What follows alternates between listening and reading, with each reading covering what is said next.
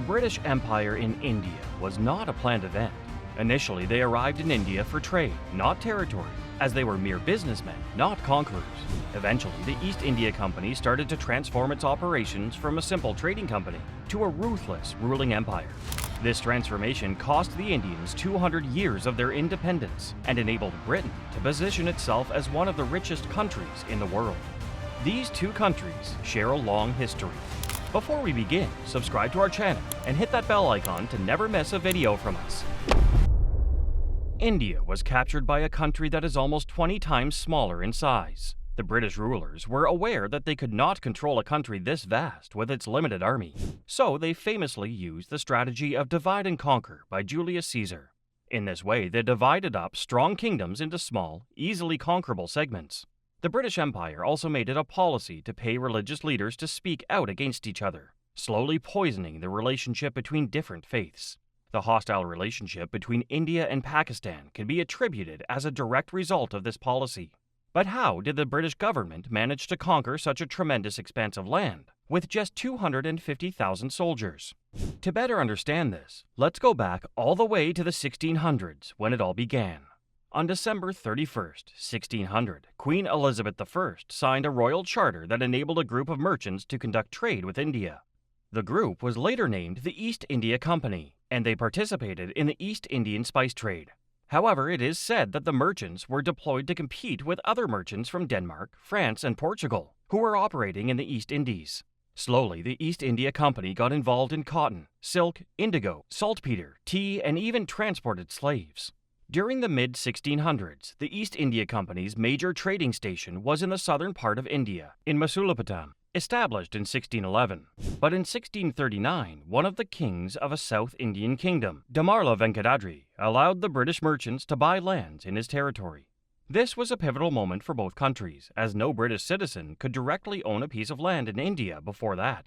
In just 2 years, Madras, now Chennai, became the headquarters of the East India Company. The British soon constructed Fort St. George in honor of Britain's patron saint in that land. This event prompted further settlement and trading activity to emerge in what was originally an uninhabited land. Since Fort St. George faced the sea and some fishing villages, it soon became a hub of merchant activity, eventually giving birth to a new settlement area called Georgetown. With time, forts and settlements owned by the East India Company started growing. In this way, the three major towns of Calcutta, Madras, and Bombay saw a number of trading posts, along with growing communities of Indian and British people. During this time, India was ruled by the Mughal Empire.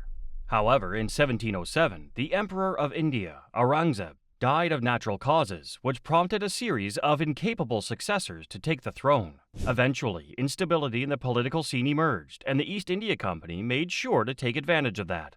Especially in 1757, at the Battle of Plassey in Bengal, the British fought the army of Siraj ud-Dowlah. This victory of the East India Company was a major turning point in modern Indian history that led to the consolidation of British rule in India. Maratha rule formally began in 1694, but due to the dominance of the Mughal Empire, the Maratha Empire remained largely dormant. They became prominent in the 17th century under the leadership of Shivaji, who revolted against the Mughals to carve out a kingdom for his people. After the death of the Mughal Emperor, Aurangzeb, in 1707, Shivaji's grandson, Shahu, revived Maratha power and remained a dominant power for the next 70 years. However, Maratha rulers delegated much of their authority to local leaders, who often acted independently in their own interests. This eventually led to a lack of cohesion with the Central Empire. Also, the empire suffered a heavy loss after the death of strong leaders like Shivaji and Baji Rao. As Winston Churchill famously said, "Never let a crisis go to waste." The 17th century British rulers did the same.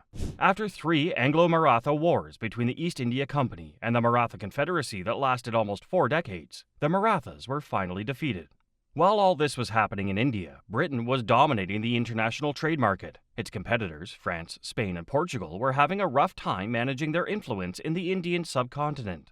By then, the East India Company had shipped in more soldiers through its powerful navy inside its colony. After the Anglo-Maratha War, the East India Company, and by extension Britain, acquired large chunks of territory from the Maratha Empire. The then ruler of present-day Maharashtra, was offered a luxurious life near Kanpur and given a pension of about £80,000. In this way, the British started getting their hands on more Indian land. The Maratha Empire's land was absorbed into the Bombay Presidency, and other territories around it eventually became the nucleus of the central provinces of British India. On the flip side, many local rulers succumbed to greed and handed some authority to the East India Company, many of whom benefited financially from their dealings. While they did not perceive their sovereignty to be at risk, they certainly knew they were changing the Indian landscape for a long time. During their time in India, the company faced challenges inside India, sure, but they were also fighting battles with equally powerful forces like the French, Spanish, and Portuguese, either in the ocean or in their captured territories for financial control. But once it gained stature as the dominant power in the world, Britain, after more than 15 major sieges and battles with the Indian kingdoms and rulers, managed to gain almost unobstructed access to Indian land and its resources. The East India Company, once gaining power over Indians, started using a variety of tactics to usurp control of the Hindu princely states that were under subsidiary alliances with the British. For example, everywhere, all old Indian aristocracy was being replaced by British officials. On the other hand, the rapid pace of westernization was another method deployed by the British to strip Indians of their identity eventually. Missionaries were challenging the religious beliefs of the Hindus. They also introduced Western methods of education, which at the time posed a direct challenge to orthodoxy, both Hindu and Muslim. Eventually, a mutiny broke out in the Bengal army because it was only in the military sphere where Indians were organized. Unfortunately, the mutiny was unsuccessful as many Indian rebellion leaders were executed. But this only added fuel to the East India Company's expansion, as they followed a basic principle we touched earlier: divide and conquer. During the East India Company's expansion of power, it's important to note that it was not just the British soldiers who conducted the colonization. Indian mercenary soldiers, provided by the local Indian leaders and rulers, were trained in European military techniques to assert Britain's influence in their home soil.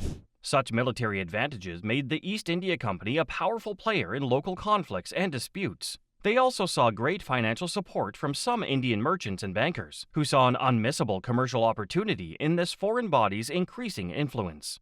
After the military victory at the battles of Plassey and Buxar in the mid-1700s, the East India Company was granted power over Bengal. They could exert control over Bengal's administration and the right to collect tax revenue. The expansion of British influence continued until the balance of power changed fundamentally. By 1818, the EIC was the paramount power in India, with direct control over 2/3 of the subcontinent's landmass and indirect control over the rest. The long and brutal control over the Indian subcontinent and its people will always be a part of Britain's identity. This can be a sensitive topic for many, but we as people must learn history, as all the knowledge we are looking for probably lies somewhere in the past.